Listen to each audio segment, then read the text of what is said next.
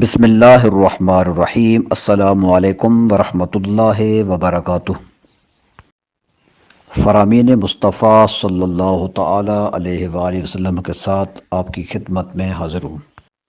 حضور صلی اللہ تعالی علیہ وآلہ وسلم کا ارشاد پاک ہے، میں تو اس وقت بھی نبی تھا جب حضرت آدم علیہ السلام کی تخلیق ہو رہی تھی اور ان میں روح پھونکی جا رہی تھی۔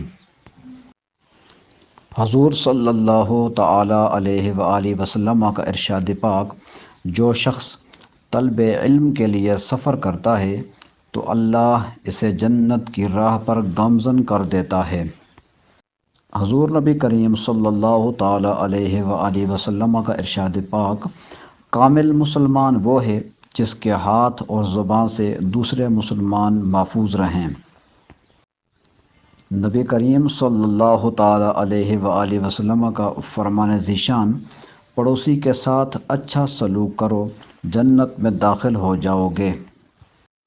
حضور صلی اللہ تعالی علیہ وآلہ وسلم کا ارشاد پاک ہے، میں تو اس وقت بھی نبی تھا جب حضرت آدم علیہ السلام کی تخلیق ہو رہی تھی اور ان میں روح پھونکی جا رہی تھی۔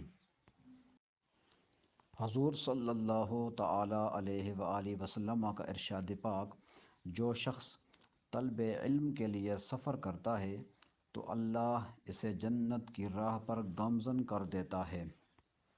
حضور نبی کریم صلی اللہ تعالی علیہ وآلہ وسلم کا ارشاد پاک، کامل مسلمان وہ ہے جس کے ہاتھ اور زبان سے دوسرے مسلمان محفوظ رہیں۔ نبی کریم صلی اللہ تعالی علیہ وآلہ وسلم کا فرمان ذیشان، پڑوسی کے ساتھ اچھا سلوک کرو، جنت میں داخل ہو جاؤ گے۔